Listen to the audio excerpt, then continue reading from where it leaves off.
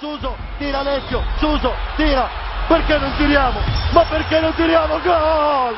Alessio Romagnoli, goal! Hello everyone and welcome to another episode of the SempreMilan podcast. I'm your host, Ollie Fisher. You can find me on Twitter at Ollie Fisher, joined once again by Anthony Tolgrud. Yeah, welcome. I was going to say welcome to be back, but glad to be back. This is a special one, episode 100, so cheers to us. Thanks to you guys listening, and follow me on Twitter at Twitter45. Yeah, I haven't been here for 100 episodes, but I feel like I've been here for almost 70 or something. Probably. Yeah, you guys can go ahead and follow me on Twitter at Madison_DT. There we go. Yeah, I lost 100 my episodes. train of thought in the middle of that. I realised that. 100 episode, lads. Fair play to us for getting here, you know. It's been, it's not been 100 weeks, you know. There was times early on where we weren't as consistent with uploads and stuff, and that's, you know, on us really. But certainly over the second half of these first 100 or whatever, it's been a weekly kind of thing, and yeah, it feels like a cool landmark to finally reach. And you know, to commemorate the 100th episode, I will announce a giveaway at the end of the episode, just to ensure that you all listen through to the end, you know.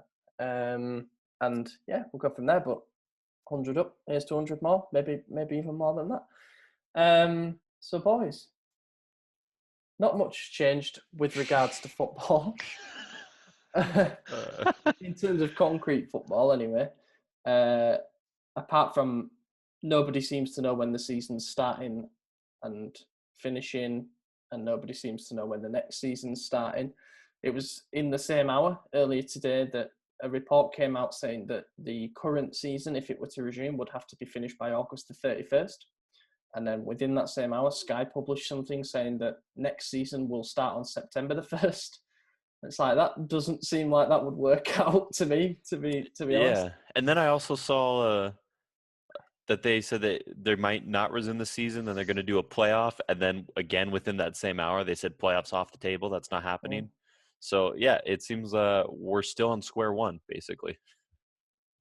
Yeah, it's like the uncertainty is both fun and not fun. You know, from our point of view as football fans, we're watching the Bundesliga get back underway, which is surreal. You know, it does feel like every game's a pre-season game or something to that effect, a training drill, whatever you might want to say.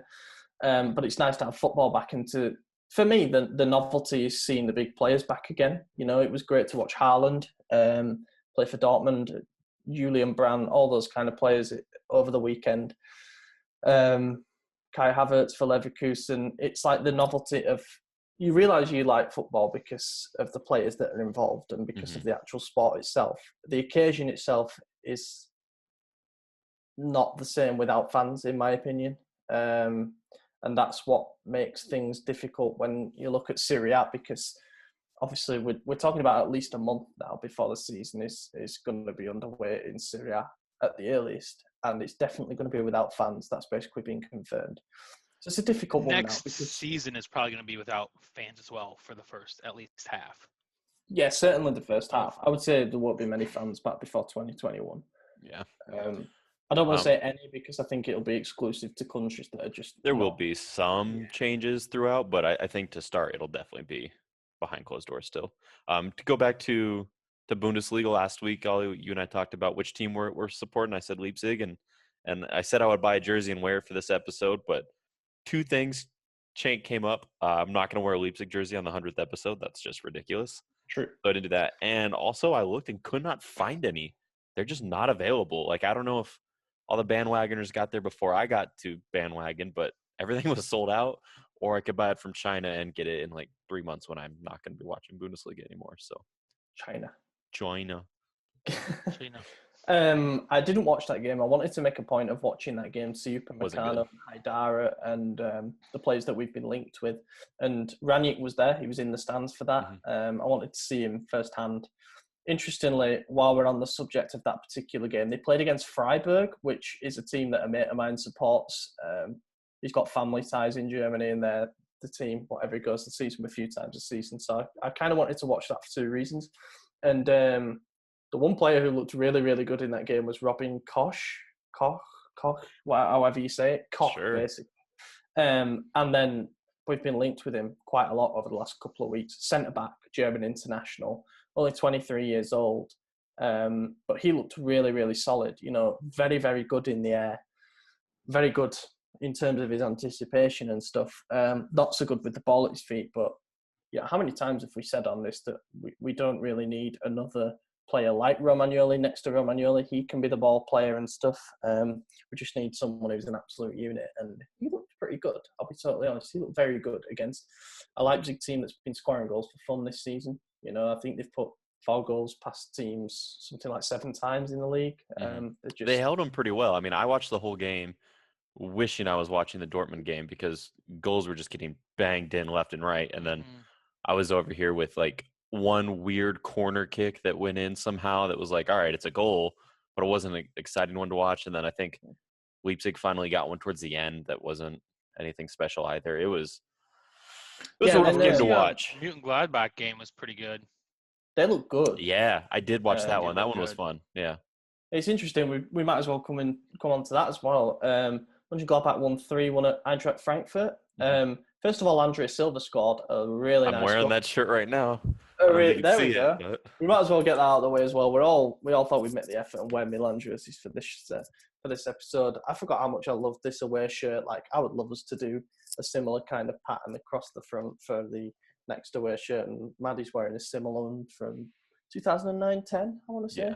Yeah, I've actually never worn this shirt before. Yeah, around, mate. Give us a little twirl, bud.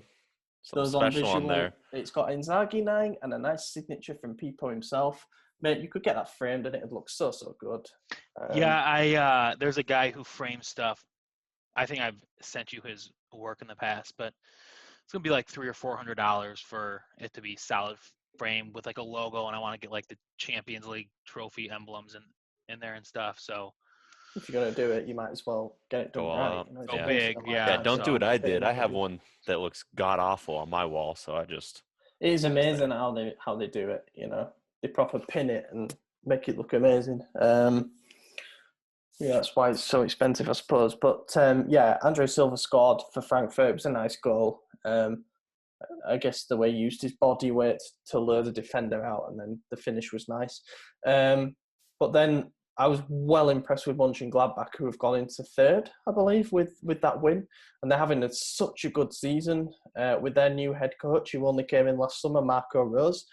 And what happened earlier this week, we got linked with Marco Rose as our new head coach and Ranić to be, just the director. You didn't know that? Nope. When I always said, what happened? I was like, what? I think the only reason I picked up on that news was because I watched their game this weekend. I was like, they've been playing great. I'll take him. He could come flop, but he did great at Mönchengladbach. He is doing well at Mönchengladbach. Yeah, they're in the running for the league. The thing that I find funny is the first thing I did was I Googled his name and I went onto Transfermarkt to kind of see his managerial record and all that. And the first thing that I saw was that his favoured formation is a 4-3-1-2. And I just had flashbacks to the Gianpaolo stuff. So I thought, nah, I'm not interested. But he's been in charge of Mönchengladbach for 34 games. He averages 1.85 points per match, basically. I tend to think that the benchmark is around 2 points per match. If you're wanting to be a Champions League team and you're wanting to do it comfortably, you've got to be looking at 2 points per match. So he's just under. But the thing with Mönchengladbach is they've got such a young and talented team. Like, they've got Play up front and Thuram, and they're just absolutely loaded with young talent that know how to play exciting football. So it seems a good fit on paper, but then again, what we've been told by Vito, and obviously we trust this above anything else, is that if Ranić were to arrive, it would be in a dual role of manager of recruitment and also the head coach. So I don't think there'll be any change in that. The only way that I would probably accept there being an alteration to that would be if we could get Nagelsmann somehow, because he is just like what he's doing. You've got to remember in all this that Leipzig haven't bought a player for over 20 million euros yet in their entire history. What they've done to become one of Germany's elite, to become they're now this season one of the forces in the Champions League. I mean, and they, it's they all knocked down out to Tottenham, last season's finalist, comfortably. They comfortably. didn't just Crushed them. It yeah, was like they 4-1 on they aggregate. literally knocked them out. Yeah. And yeah, the way that they play as well, a 3-1-4-2 is not like anything that you would see in Italy. And I really like the formation. Like once I saw it written out on paper, I thought I can see why that works. You know, you've got your back three, you've got the two players that just bomb up and down the flanks like Teo can do, and someone new on the right side, and you know your midfield can move like that, and you've got two up front still to cause problems. I thought, oh, that I can understand why that works as a system and as a style of football. So that's probably the only exception when I'd say, yeah, let's get in another head coach, and if Ranić just wants to do the directing thing, then let him do that. Especially given that Ranić was the guy who masterminded the appointment of Nagelsmann at Leipzig. So, you know, that they've got similar kind of philosophies, ideas of how to play and how to run a club. But apart from that, let's assume that it's still Ralph, I guess. We got a good question last week.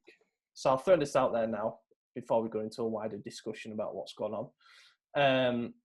This was a good question from Nuraziz Octavia, one that we said we mentioned it last week, and then we both agreed, me and AJ, that we would wait until Maddie was back because it's one of those that we think we should all answer. He says, if you're able to build next season's starting 11, but could only use 3 new players, out of the ones that we've already been linked with, who would you pick and how would you line up? Well, so I wrote mine down. Yeah, so I did I'm as gonna go well because I had first. to visualize it. Yeah, exactly. I was struggling. This is going to be a 4-3-1-2 formation. Donnarumma is the obvious one. I'm keeping the right back as Calabria or Conti. Ollie, you kind of touched on it before we started recording. Whatever his name is, Dumfries, isn't that big of an improvement. So left it as is because there were other spots I thought we needed more. And then obviously Romagnoli, then Upamecano, Teo Hernandez, Kessié, Tonali, Benacer, which is kind of a weird midfield now that I say it out loud. I don't know how that would operate with the 3 of them side by side, but regardless, that's how I have it. And then a little weird here, I'm going to have Rebic playing behind the strikers with Jovic and Leao up top. I like that. Yeah. No Ibra. I just don't think he's going to stay, man. I hope he does. Ibra's on mine. I mean, good. I want him I was there. thought about that. Weren't we linked with Serginho Dest? Mm-hmm. Yeah, I should have added him on mine. Once we were, like, it's not a strong link like some of the others. Yeah, but... so I didn't add him. All right, I'll go next. I have Donnarumma as keeper with Calabria, Romagnoli, the French guy from Red Bull Leipzig. Don't know how to say his name. Upamecano, the guy I just said. Yeah, I was like, is that the guy? Okay. Teo Hernandez. Then, so mine is a 4-4-2 or 4-2-2-2, depending on how they're attacking, you know. Mm-hmm. With Tonelli and Benacer, Rebic and Samu, and then Ibra and Jovic up top. Mm-hmm. I kind of like it better than mine. Damn. Yeah, that's a good. I do like it a lot better. The thing that I like about that is that it's basically the exact same formation that I think Ranić would play as well. I've gone bold, and I don't know. Perhaps this is a bit of a cop-out, but I've gone bold and gone for like a 3-4-2-1 formation because I know Ranić has played that before, and I'd kind of like to see us play with the 3 at the back, given that the teams that have dominated us this season have all played 3 at the back and overloaded the midfield. Like every team that's overrun us has been like that. So got Donnarumma in goal for obvious reasons. Romagnoli, Upamecano, and Gabbia as the back 3. Teo Hernandez and Conti/Calabria as the wing backs. Either of them will work because they're both shit at defending. Benacer and Tonali as the central midfield pairings. That's 2 of my signings. Then let's go with Rebic. I'm gonna go with Rebic and Leao in behind Arkadiusz Milik. Really? Yeah, It sounds like a lethal attack. I'm not gonna lie to you. Yeah, it's attack heavy. The reason that I've gone for Milik over Jovic, I think they're really, really similar players. Like I tweeted off Kilpin Chronicle earlier this week to say If we can get either of them, let's assume it's the same price, whatever, who would you go for? And the slight majority was in Jovic's favour. But having looked at Milik, having seen him as a proven goal scorer in Serie A, and perhaps the one dent on his record being his injury problems, and then now you look at Jovic, who would be arriving at us with an injury, I think it's a bit of a no-brainer, really. And I would go for Milik over Jovic. I get it. They're similar, very similar players, but Milik is probably just a slightly harder worker for me. However, the temptation is definitely there to reunite Jovic with Rebic, because obviously they were so good at Frankfurt together. But yeah, the idea of that front three being a mobile one that will press the way that Rangnick wants and will create opportunities. You get goal threat from all three of them. It'd be great to see Leao in a position where he's given a bit of freedom to actually create, to beat his man, all that kind of stuff. And then the wing backs is a no-brainer because neither of our full-backs at the moment can defend. Moving to a three at the back's good because it gives Gabby a bit of space and he's more protected. The midfield duo speaks for itself. Benacer and Ali would be up there with one of the best midfield duos in the league. And then, don't know. It's an interesting one because I think for all of us, the three signings that we've picked out, we're talking like 100 mil, maybe.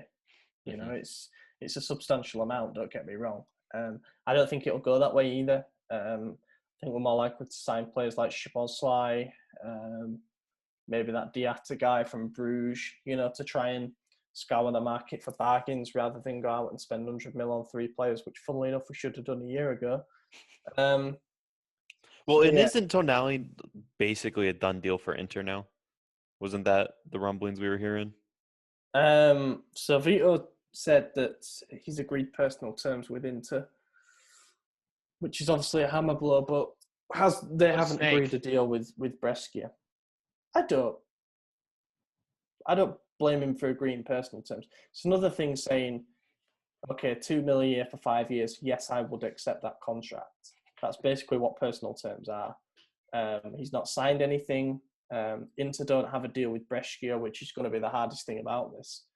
I've got a feeling that Brescia aren't going to want to sell this summer in a market where they won't get the money that they think they deserve for someone like Tonali. They might get a lot of teams who come forward and say, okay, we'll give you 25, 30 mil. And they know that if they hang on a little bit, they can get 40, 50 next summer. And he might help them stay up in the short term. I think it's going to be a difficult market for someone like Tonali. And I don't know how much of Inter's interest is concrete. Like, if you look at them, what their midfield would be like then, they'd have Sensi, Barella, and Tonali. And I think they're looking for a little bit more experience than that. It's all right, but the average age of that midfield is like 21, 22 or something. And they've signed Eriksen, and there needs to be space somewhere for all these players to play. And then Juve, their midfield's fine. He wouldn't play at Juve, I don't think. At least not consistently. I think if it was it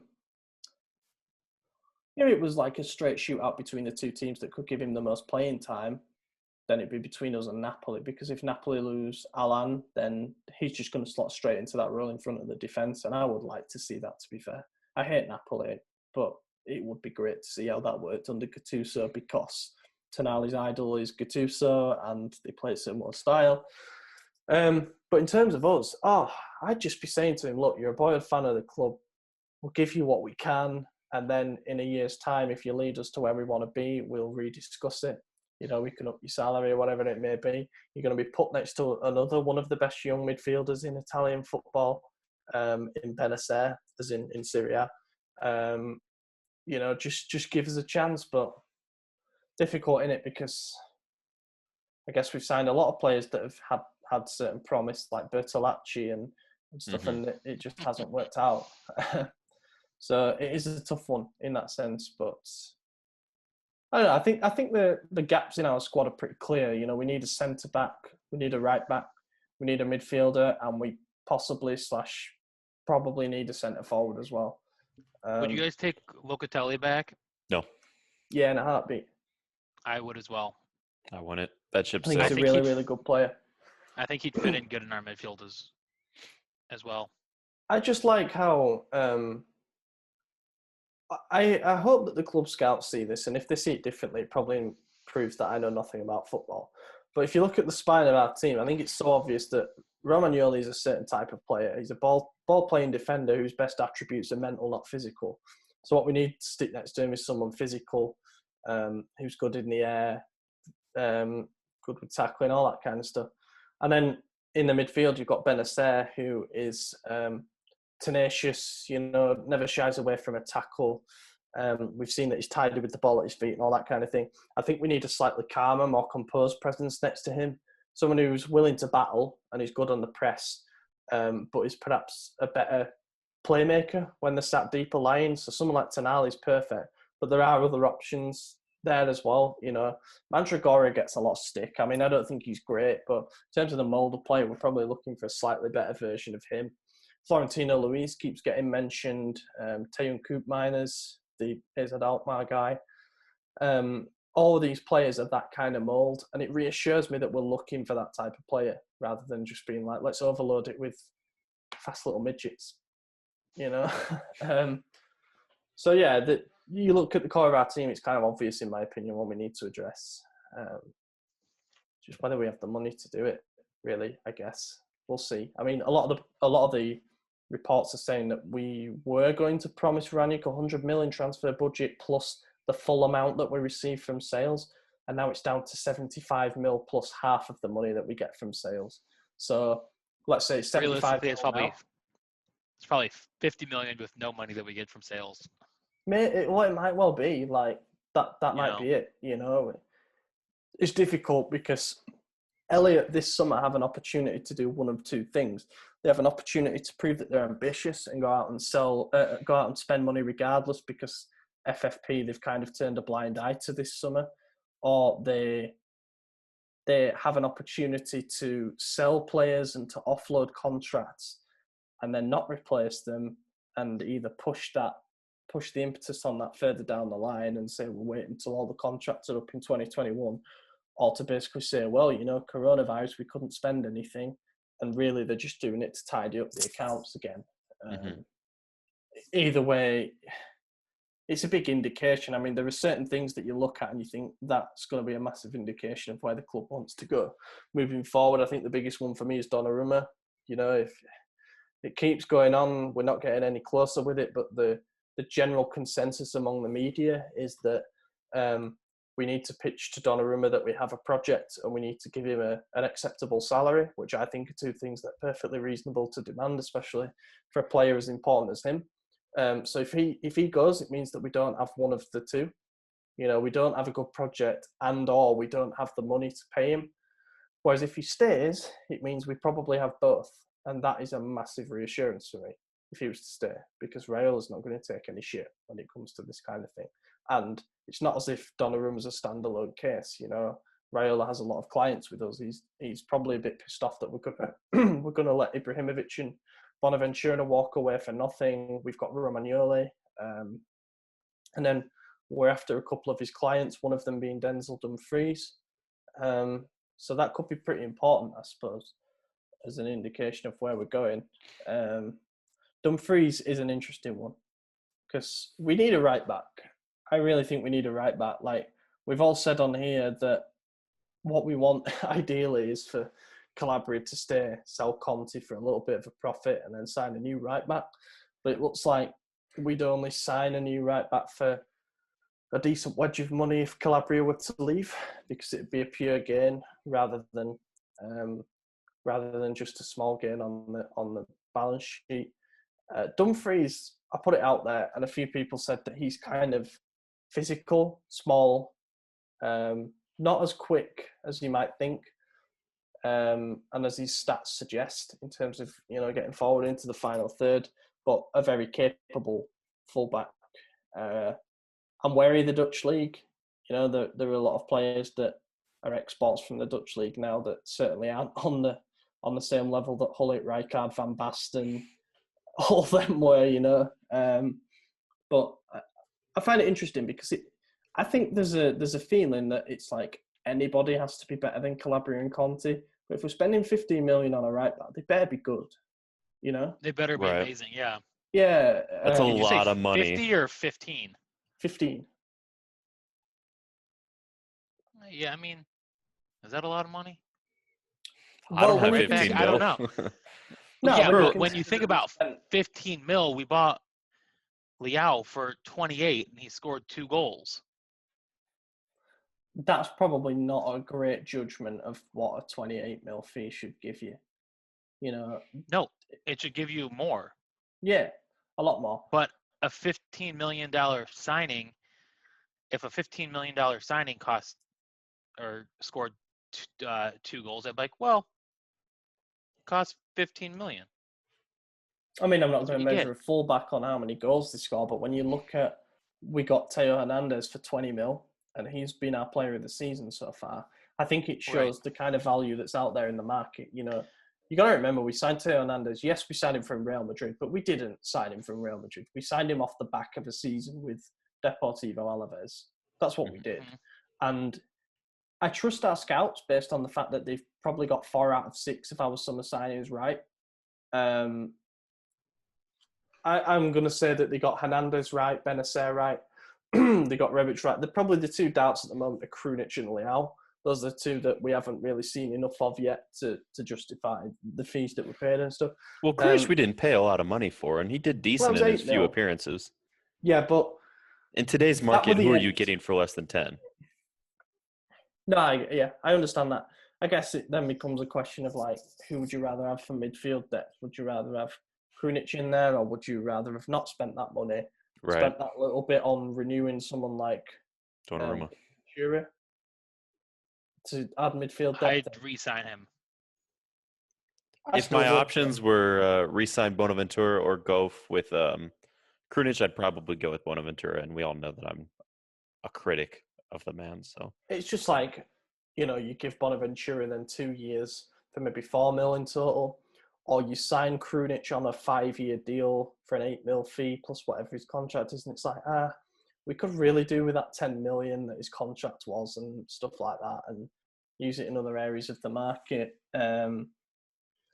So yeah, it's the right back thing's interesting because Dumfries has now emerged as the most concrete target, and I've mentioned him several times on here. But even now, I'm like, are we rushing into something because we think we absolutely have to address this, and or is it for the right reasons? Is it that we've picked this guy out, the scouts like him, they see him as like the Teo Hernandez of the right hand side, and everything's going to work out perfectly? I don't know. I guess we'll find out. The guy that I really wanted was that Odriozola from Real Madrid, who's on loan at Bayern. I think there's a funny symmetry about the way that would all work. I'd but be it for doesn't it. look like happening. I don't think that's going to happen. And that's that. That's it. Cheers for listening, everybody. We got a question. This came in DMs. So yeah, if you do have a question, like before we put out the questions to you, which is often late, then drop us a DM. But it comes from Jojo Slay, who says, could you guys please talk about Paqueta? Guy's clearly talented, has gone through 3 different head coaches, did well with Gattuso, Gianpaolo complained he's too Brazilian, and Pioli's not giving him a chance. Would you give him a year under Ranić? I would. Yeah, absolutely. I think Absolutely. he's got. I give him 2 years. Yeah, I think he's the profile to really excel under Ranić's system, and I think everything that whoever it was that just asked the question, I'm sorry, I just forgot the name.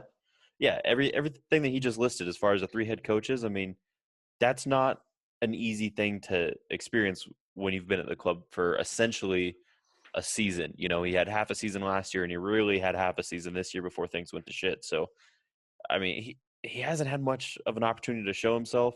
And we did see a few great flashes. Then we saw some not so great flashes. And really, at this point, it's just getting everyone back in the system, back understanding what we have going on here.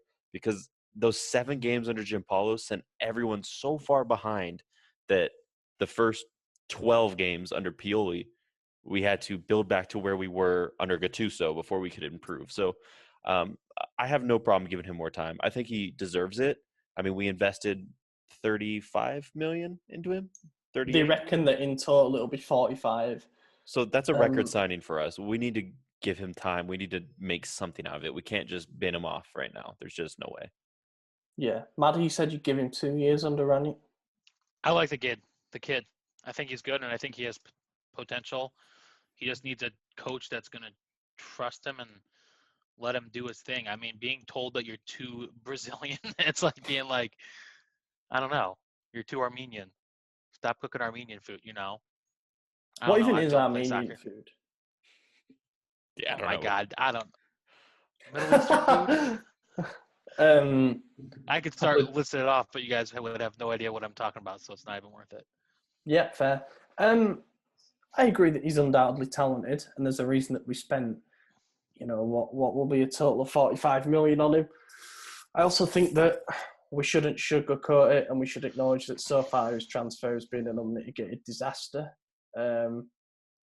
He's had 3 different head coaches, and Gattuso's the one who he definitely made the biggest impression under when he played in that midfield 3. He played as just slightly ahead of the other 2 in the actual central midfield 3 with Kessié, Bakayoko, Paqueta. The reason that worked so well is because those 2 are so strong in terms of their defensive ability that it allowed Paqueta to do his natural thing and to drift into those playmaking areas. And he looked good. He looked good without many of the key passes, without assists and without goals. And people thought that those He would didn't come just in look good. We also did not lose a game when he played. in that season. Yeah, we didn't lose a game when he started. In, I don't think. in that 6 months Hmm. or however long, Yeah, it was So when he him was and a Piontek big came in. influence. Absolutely, yeah. They were a main portion of that push. And then once he got suspended to end the season, that's when it kind of went downhill for both us and him. Way downhill. Real quick. I just think back to where we were at the end of March, where we'd spent 70 mil on 2 players. We'd thrust ourselves right into the top 4 hunt. Piontek had scored 9 in his first 9 starts or something. Mm-hmm. Paqueta looked really, really good. He was just dancing all over the pitch. I remember thinking, this is it. This is everything we wanted. Club legend in charge. I don't know if I would say he was dancing all over the pitch. He was getting some goals that were, in my opinion, I was like, he was lucky to score that goal. The only time he danced in the pitch was when he played Napoli, and that was his only goal. Did he have more than 1 goal? I thought he only had 1. No, just 1. Okay. He had one that was offside. That's what it was. Yeah. But, and that was the one he celebrated with the dance. Yeah. The goal that he scored, he danced around 2 defenders or 1 defender, and that was the only time I've ever seen him dance around a defender and score. Other than that, it's been a classic 9 style where right place, right time, not, saying it's not undeserved, but, to say that he was dancing around the field, I think is an overstatement. I was about Paqueta, not Piontek. But... Oh, I thought you said Piontek. I was like, man. I was so confused, like, what? My bad. I just went on a rant. I suppose on a serious note, both came in, settled in fairly quickly. Piontek was firing in goals. Paqueta was getting praised by the media because he brought something different to our midfield. They were both playing with confidence, and now it's like amazing that we've ended up in a situation where we sold Piontek for a loss to Hertha Berlin. We're talking about selling Paqueta for like a 10 million loss at least, and it's like, what the hell has happened? To be fair, I think he'd do very good in the Portuguese league. Yeah, I think he would too. He absolutely would. I think he'd do great in Bundesliga. Really, outside of the Premier League and Serie A, I think he'd do well. I'm going to be honest, Benfica can't afford him. I really don't think Benfica can afford the 30 mil that we will ask for. So that says to me that if he were to end up at Benfica, we'd get somebody in return. I assume it to be Florentino Luis. I wouldn't be against that. I think that kind of a deal would have to be run past whoever the next head coach is. So let's say it got run past Ranić and he said, yeah, let's do it. Then it means that he would get more use out of Florentino than he would out of Paqueta. So I'd be all for it. But in terms of Paqueta's rejuvenation, I think it could happen under Ranić without a doubt. Because he is a hard worker. We've seen under Pioli when he's had his chance that he's been able to work hard and to press up the pitch, try to win the ball back and that kind of stuff. Understand that he's been struggling with life away from the field. That happens. That's football. These are people. But we have 2 reasons to try and get the best out of him. Number one being that it's in Elliott management's best interest to try and prove that this is the mould of player that we should be going after. You know, a guy in his young 20s with potential. This is what we're going to build our squad around, and there's not going to be many failures. The second reason is economic. If we were to sell him now, then we're getting nothing other than a loss.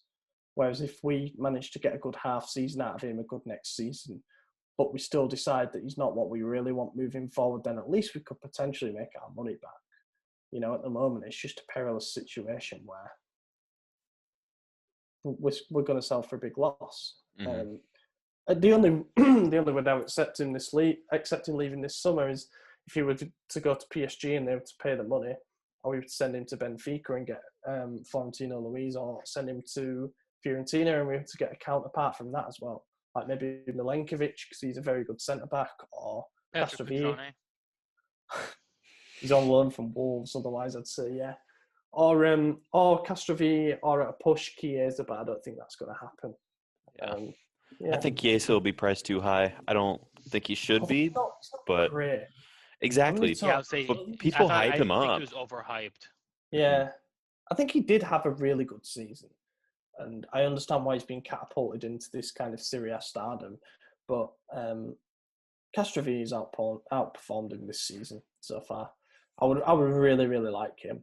Like, he's just perfect. For an attacking midfielder, he works so hard, he's so creative, technically gifted. I think he's everything that we would want Paqueta to be. I think he's just the perfect Ranić player, like 23 years old as well. So we'll see. He'd actually be one that I'd throw into my starting 11, but I didn't include swap deals in that. So that's the Paqueta thing solved. I think we're in agreement that he gets an extra year at least to see what he can do. Otherwise, we're not making anything out of it, are we? So one more thing I suppose that we should probably talk about, which is fairly big news. Fairly big, depends what you think of the source. 7 Gold, who were a TV station in Italy, about 30 minutes before we jumped on to record, have published a report saying that there have been further advancements in the talks between Bernard Arnault and Elliott over the sale of Milan. Bum, bum, bum.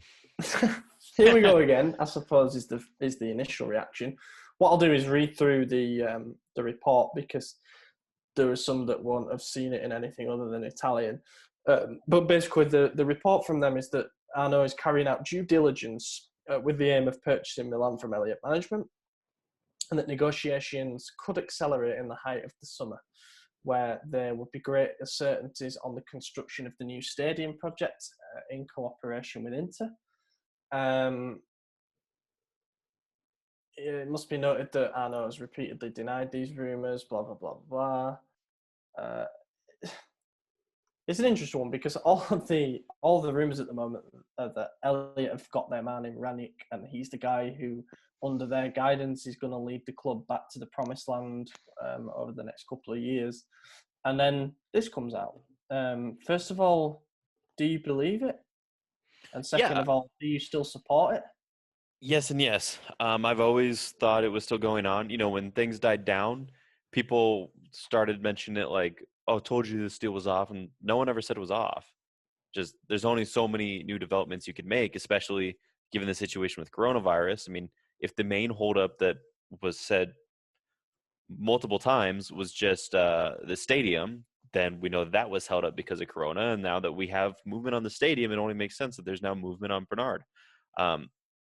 I do think it's interesting that they would be moving for Ralph if that's not something Bernard is for, because talks were obviously going for Allegri with Bernard, but it doesn't signal any falsitude to me. I mean, I think it's still pretty solid. I don't know. I don't know. It just sounds fishy. It's just like, I get that, you know, when it goes quiet, it's kind of like, all right, well, it's going to happen, you know, because let's think if it's constantly in the news, then it might not happen. But I don't know. It seems like when it died down, Elliott, we're just like, we're in this for the long haul. We want to like actually do this the right way. And then it makes sense not wanting to tie down players to big contracts, because as an owner, you don't want to see a big overhead like that. And then you want him to make all the new decisions. But It's a bad economy to sell a $1 billion soccer team. So It's a bad That's the economy to thing. own one, though. yeah, It's bad all Yeah, around. that's the thing that I'm surprised about. I get that the hold up has always allegedly been the stadium project, because that is going to be a huge revenue source, huge revenue stream for whoever Mhm. stays owning us, be that Elliot or whoever ends up owning us. And I think that part of the appeal of a team like Milan for Arnault has always been the idea that he could increase his influence in one of the biggest fashion cities in the world, and that he could have a bit of say with what happens regarding the development around the stadium, and he would basically, along with his associates, be able to construct a kind of district, and it would just be such a big step into that kind of market for him, with the addition that obviously he wants to re-establish an elite football club, and he has the finances to do it. He's worth 113 billion, I think I just read as part of the report. I think Elliot 113. Like with the, I guess he would have to be worth a B if he wants to buy $1 billion. God, that's so much fucking money. Yeah, Well, he's the it's funny second because richest man in the world, isn't he? Or the he third? is, yeah. And He's a second. Elliot, He's richer than Bill Gates. Yeah. Bill Gates been dropping off because he's Elliot been doing charities. Elliot Management as a whole corporation, including their subsidiaries, are worth about 38 billion. You know, so this is one man who's worth A three lot and a of half- Elliots. Yeah, 3.5 times. And Elliot have their way about wanting to do things. You know, they want to get the balance sheets in order by cutting unnecessary costs and doing things in a certain streamlined way. Whether Arnault would still want to do that, or whether he'd actually just say, no, let's throw money at it and get back to the top, like, you know, PSG's owners have done, and all that kind of stuff, remains to be seen. But I find it interesting. The timing's both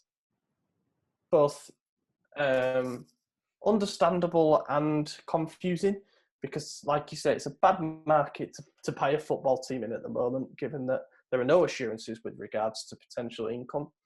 So Also, one thing sorry, I didn't mean to interrupt you there, but I looked it up here just now to see how Barnard has done during the coronavirus, and it says it's cost him $30 billion. He was actually richer than Bezos until this went down, because Bezos is obviously going up with everyone online shopping, and Arnault's going down because no one's going out. No one needs a Louis Vuitton purse anymore. I forgot that Arnault went above Bezos. Yeah. When he was talking about buying the club. God damn. So Man's rich. Yeah, dude. That's why I'm wondering, like, because buying a club, obviously, that's another $1 billion he'd sink in. But if he just lost $30 billion the first quarter of the year by doing nothing, then what's one more billion to him? Like, if anyone could afford that, it's him. But at the same time, like, just owning that is going to raise your assets up again. So it might be worth it for him. Who knows? Get him back to where he was. This club is sinking. Everything's sinking. It's sinking because we were sinking way before the coronavirus hit. Yeah, and buying a $1 billion soccer team is not going to bring you back $30 billion. but it might not. What it is it's a football team that certainly was valued close to $1 billion when Elliot first seized control, and now are worth nowhere near that. But football is one of those sports where things can change so quickly. I mean, that revenue chart that came out from Calcio Finanza earlier today is mental, in that we're the only one of the top 7 teams in Italy, like the big 7 teams, whose revenues have decreased since 2011. The rest have just catapulted, and you think, well, we haven't been remotely competitive since probably the 2012-13 season was our last sort of semi-decent season. And we're paying for it on and off the pitch. We're paying for it on the pitch in that we're no longer able to attract the players that we once were. Paying for it off the pitch in that we're no longer in the big elite competitions. We're no longer going deep into the Champions League, which is a huge source of revenue. And now we're paying for that as well through financial fair play, because, you know, we've got our spending restricted. So that path to the top becomes a lot harder. And I don't know. I guess if there's one thing that Italian football has proven over the last 2 or 3 years, you can go beyond that as well, is that it is cyclical and teams come back to the top. You know, Inter were in a bit of a mess as well, and they just got an owner who were willing to put a bit of time in to make the right decisions, and they've ended up in a lot better position than what we are right now, despite finishing a point above us in the table last season. So I don't know. The Arnault thing, I know, it's going to be interesting. I'm still sceptical of it at this point because of the timing and the silence. But I think if it were to come out, it would be on the back of the stadium news because I think that's what it all is pinned on. Right, one more quick question and then giveaway, and then we're done. Neraziz again basically asks, who's going to be the next club legend that joins the board at Milan?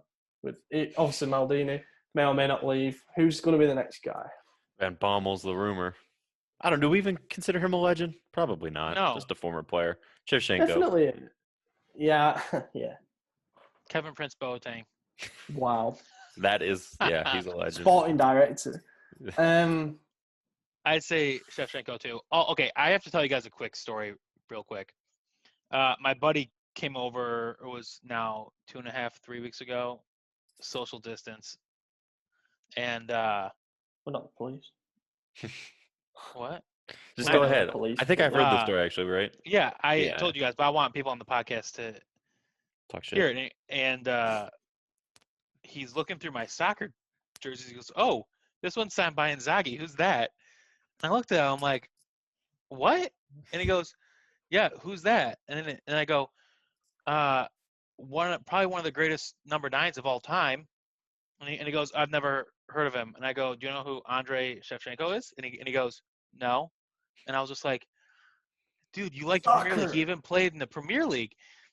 And then he sent me a video of Ashley Cole the other day, and I go, "Did you just learn who he is?" Like, Jesus Christ! I was just like, "Oh man." He's gonna pretty soon tell you Ashley Cole's better than Maldini, or no, he's not even gonna know who Maldini is. That was a real argument on Twitter. Yeah, no, I saw that.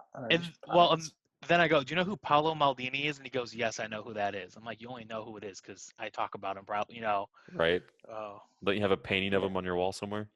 Yeah, it was actually in the same room that I was showing him the soccer jerseys at. So that's funny. I go, "Do you know who that is?"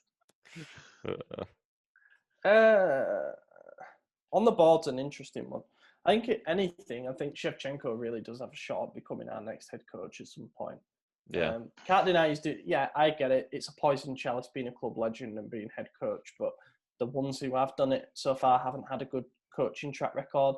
Would like to see Shevchenko go into club management first, but can't deny what he's done with Ukraine is exceptional. He's doing a really good job there, playing a really good style of football. So I guess that's worth watching. In terms of board level, it's an interesting one. I thought maybe someone like Massaro, Daniele Massaro, who's basically currently hired as a club ambassador, he could definitely come in and do that. Like, I know Baresi is an ambassador. Do you think he would come in as a director at all? I doubt it. He's happy in his role. I think he's happy in retirement. Yeah, I would agree with that. Yeah. But the way that Massaro speaks about the club is just like, you know, he gets it. He totally gets it. And if Andrea Nesta, that's it. Is that not his name? Nesta? No, Alessandro Nesta. Alessandro. God damn it. Nesta would be good, though. I like that. Anyone. I think the key role is just somebody who, you know, if all the key positions are going to be filled, then we need someone who's going to sell the club to new signings. You know, like Maldini was apparently key in getting Teo Hernandez to join because he flew out to meet him and sell the club to him. We just need an ambassador like that, really, who's going to do it. And Maldini's not going to hang around if he doesn't have that same power. So, which, you know, it's a bit shitty of him. If he just would be an ambassador like Baresi, I mean, that would be fantastic. He could still help recruit. You know, he could do the things like he did for Teo. I get it, though. Yeah. You wouldn't like to be told you're being downgraded without much of a choice at work. But also, he was the greatest defender to ever play the game. Do you think he just wants to be a recruiter, or do you think he wants to be the greatest? It's like PR guys, like them. You know, when you're walking down like a street of bars or whatever, and there's guys outside handing out flyers like, "This is why ours is the best." That's Paolo Maldini. Yeah, I don't know. Yeah. This is a good question, though. Good question. Anyway, giveaway, 100th episode. We thought we'd do a giveaway to say thank you to all those loyal listeners of ours. So if you've made it this far, then congratulations. You are instantly going to be entered into this giveaway as long as you reply to the first podcast tweet that we do that basically says, join Ollie, Anthony, Madison, then it lists the topics, all that. Just reply to that tweet with the answer to this question, and you will get entered into a competition to win one of this season's shirts. Now, you can choose either the home, away, or the third shirt. That's up to you. If you'd rather have a training shirt or a jacket or something, then, you know, we can talk about that as well. But let's say home, away, or third shirt in any size this season, we can order it, whatever. To be entered in with a chance to win that, this is the question. 2010-11 season, our Scudetto winning season, 3 players were tied for the league top scorer with 14 goals. Can you name them? Reply with your answer, and there you go, you're entered into that. So yeah, it's the first podcast tweet that we send out that lists the topics and has a link to the article on our website, which has all the ways of listing and stuff. So reply to that. I know who's gonna win, because he always listens to the podcast as soon as it gets released every week. But it's not about being first. It's just about being right. And then it's going to be randomly drawn. Oh, I thought you said it was the first one who replies. So the first podcast tweet that we do, anyone who replies. Oh, okay. So just to clarify, it's not going to be the first person to reply. You can listen at any time. Yeah, anyone who replies between now and next week with correct answer to that question. I'll just repeat it. 2010-11 Scudetto season. In Serie A, 3 players were tied for top scorer with 14 goals. Name those and you'll be entered in with a chance to win in your size, the home, away, or third shirt for this season. Your choice. So yeah, on that note, thank you very much for listening along to this point. 100 episodes up, like I say, hopefully 100, and then many more after that. But in the meantime, I've been your host, Ollie Fisher. You can find me on Twitter at Ollie Fisher or at Kilpin Chronicle for some more explicit Milan-based rants. I've been joined by Anthony Torgrud. Yep, been a lot of fun. Happy to hit 100, and follow me on Twitter at Torgrud45. Yeah, good episode, guys. Go ahead and follow me on Twitter at Madison_DT. Yes, thank you very much for listening, everybody, and we will catch you in a week's time. Goodbye. Tira Alessio, Suso, tira, perché non tiriamo? Ma perché non tiriamo? Gol! Alessio Romagnoli, gol! Alessio Romagnoli!